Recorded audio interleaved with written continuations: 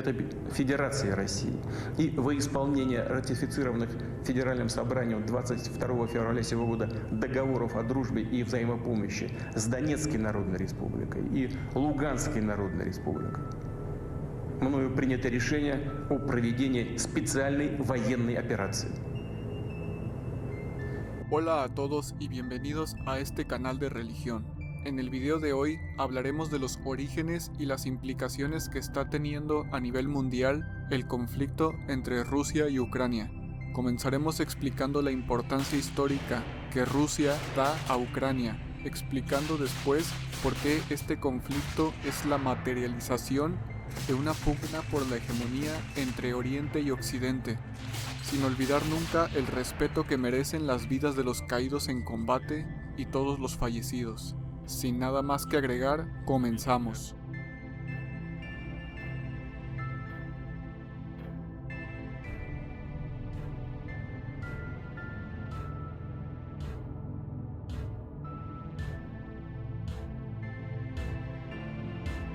Al principio, la operación militar especial que comenzó el 24 de febrero de 2022 tenía como objetivo reemplazar al régimen ucraniano liderado por Volodymyr Zelensky y por medio de una entrada rápida de aproximadamente 200.000 unidades del ejército ruso, dotados con tanques T-72B3, vehículos de transporte de infantería BTR, helicópteros Kamov-52, aviones de ataque a tierra Sukhoi 25,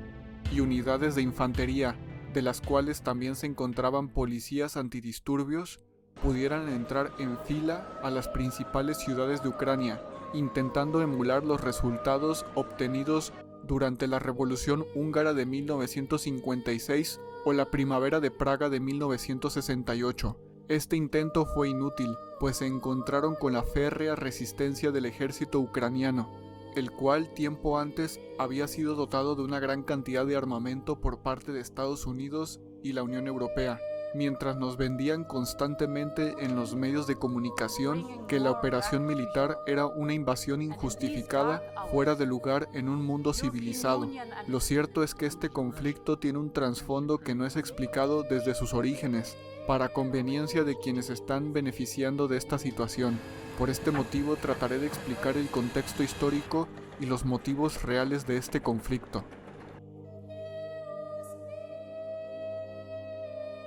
La Rus de Kiev fue una federación de tribus eslavas orientales fundada en el año 882 después de Cristo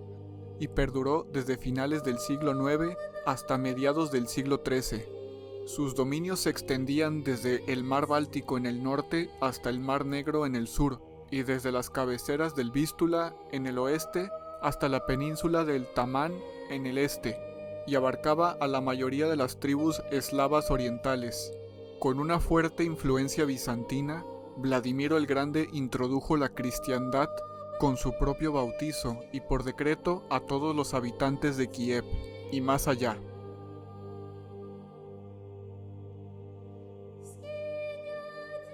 También logró llevar la palabra de Dios nuestro Señor a los pueblos eslavos orientales, los actuales pueblos de Bielorrusia, Ucrania y Rusia, además de otros grupos étnicos eslavos. Todos estos reivindican a la Rus de Kiev como el origen de su legado cultural y formaron parte de un mismo pueblo y un mismo imperio desde el 882 después de Cristo hasta la disolución de la Unión Soviética el 25 de diciembre de 1991. Con casi 1110 años compartiendo la misma historia y haber sobrevivido y derrotado a invasiones que van desde los mongoles, el Imperio francés de Napoleón,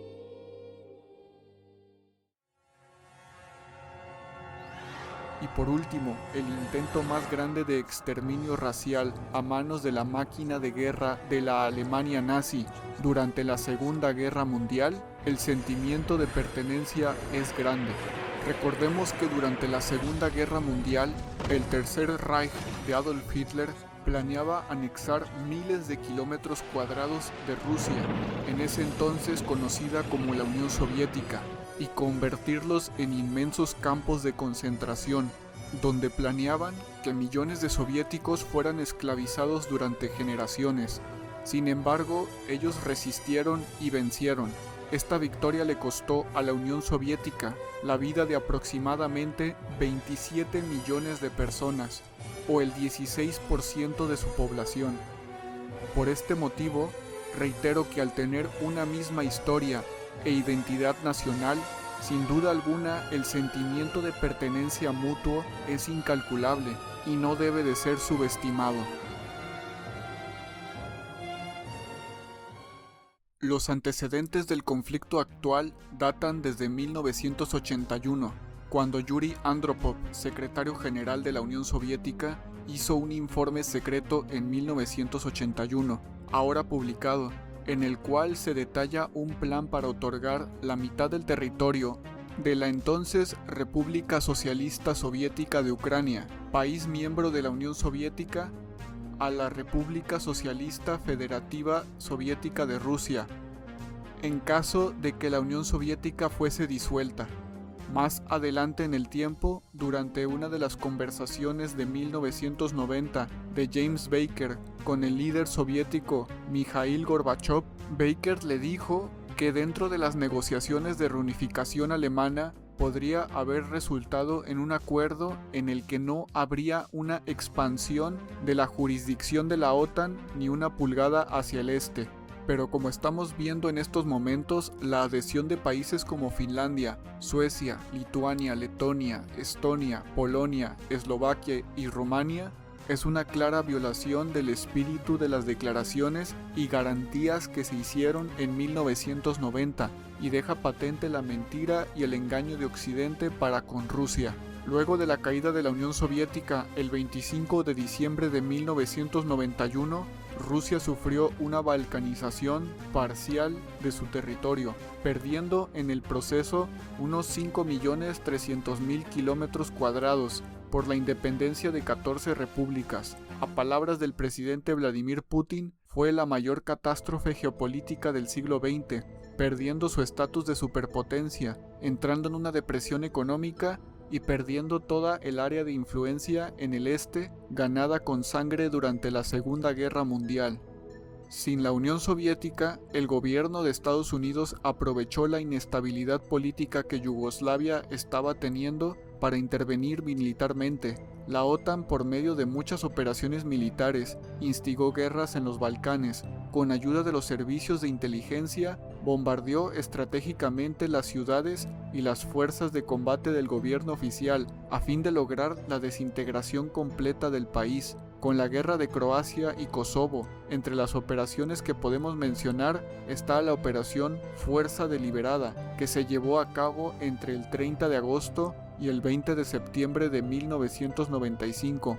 con la participación de 400 aviones y 5.000 efectivos de 15 países de la OTAN, y la operación Fuerza Aliada, que se llevó a cabo entre el 24 de marzo y el 10 de junio de 1999. Con la participación de más de 1.031 aviones, más de 30 barcos y submarinos estadounidenses. Según el diario The Sunday Times, agentes de inteligencia estadounidenses han admitido que ayudaron a entrenar a los kosovares, llamado el Ejército de Liberación antes del bombardeo de Yugoslavia por parte de la OTAN.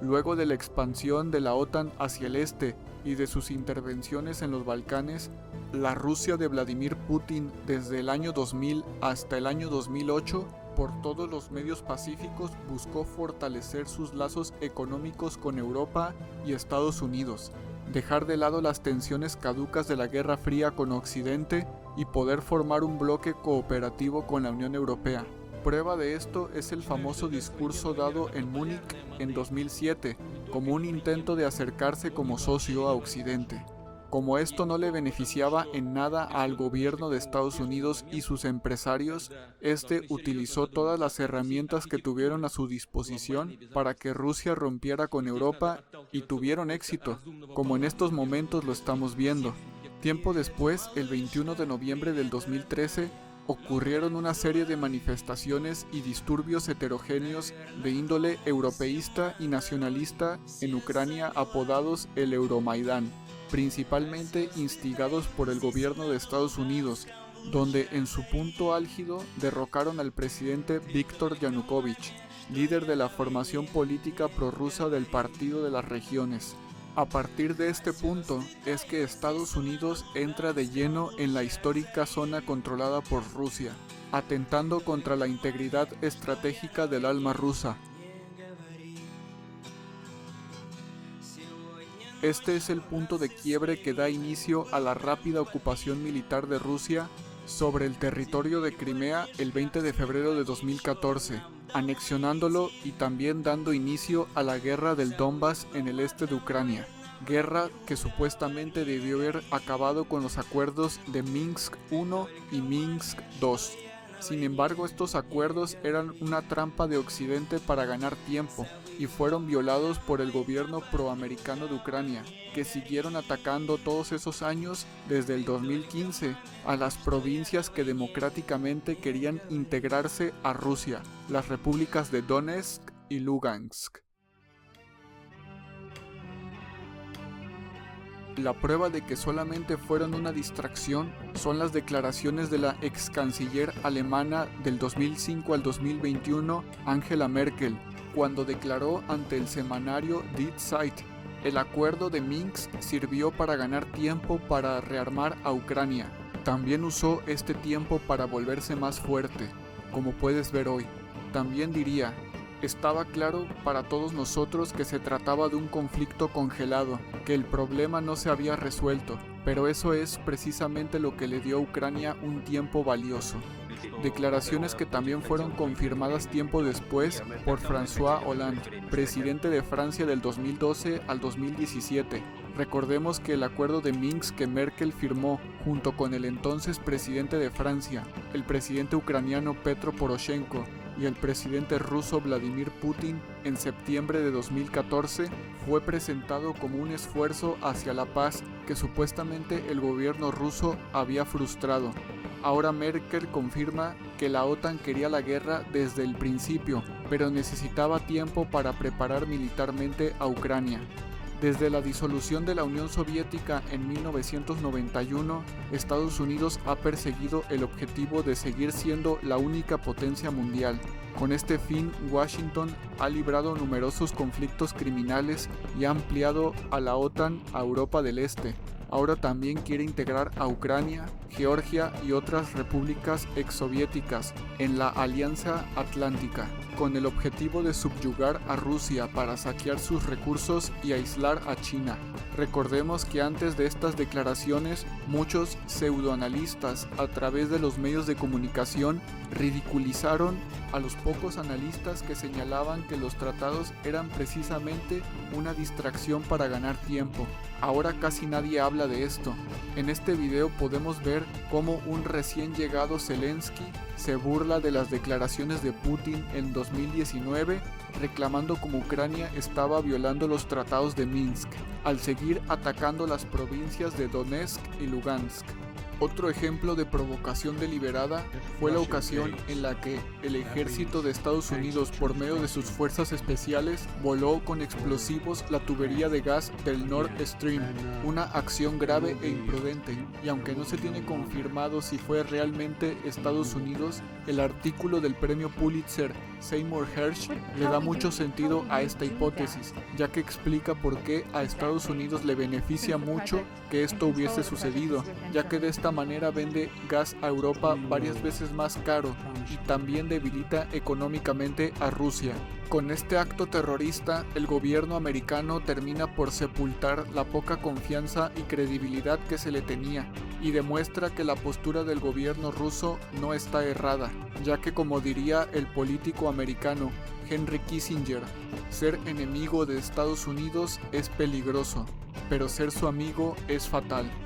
Era evidente que semejante ultraje a la zona histórica de influencia de Rusia tendría ese resultado. Se metieron a la madriguera del oso premeditadamente y ahora están alimentando un conflicto que tiene el potencial de convertirse en una guerra mundial, ya que ambos bandos tienen mucho que perder si retroceden, sin una victoria que justifique el inmenso gasto de guerra que están haciendo. Por una parte, Rusia se está jugando su zona de influencia estratégica, que si la pierde, otorgará a Estados Unidos el territorio que necesita para colocar bases militares con armas nucleares a las puertas de Rusia. Pero por otra parte, Estados Unidos está jugándose su credibilidad como aliado ante países que pueden ser potencialmente invadidos, como Corea del Sur, pero sobre todo Taiwán, ya que este último podría decidir alinearse con China antes de librar una guerra de la cual podría ser abandonado a mitad de camino como Ucrania, sin mencionar los miles de millones de dólares que ambos países han gastado ya,